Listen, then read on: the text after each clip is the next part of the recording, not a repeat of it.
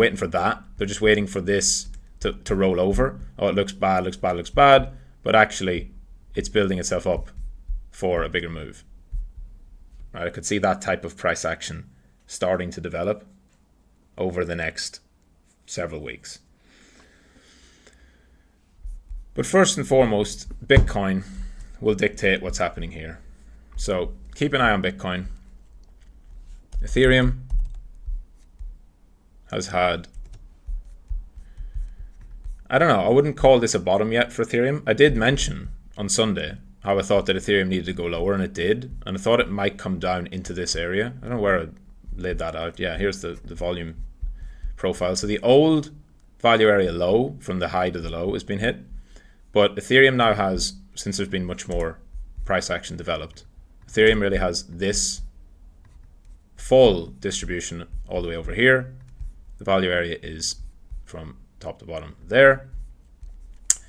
And so, we're getting close to the ETF launch. And if Bitcoin, doesn't nuke, and people are saying, which makes sense, by the way, Ethereum has opportunity here to shine because there's no Mt. Gox selling, there's no German government selling. So there seems to be a lot less supply issue for Ethereum in the near term. But the buildup of open interest on Ethereum has been significant. And it is people playing the ETF trade. And that could be the end of it. That could be the last flush. But, while the market remains bearish, remains below the point of control, remains below the pivot, remains below the monthly open, it's not going to all-time high from here, right? So you can try and guess and catch the bottom like a hero, again, like people love to do. Or you can just be patient for an actual bottom to form, right? Just like how many people told you this was the bottom on ETH. They got long. They've just got taken out. So I don't see a super immediate term massive bullish shift in the market. I think the catalysts for a bigger bullish market happen weeks from now. And on Weekly Outlook, I talked about how a lot of altcoins are probably like 2-3 months away from being bullish. And same goes for, Bitcoin and ETH in terms of like a reaccumulation range. So we've probably just started that. So even in the most bullish scenario, we've probably started the bottoming process, but that takes time. So it's a short-term trader's market.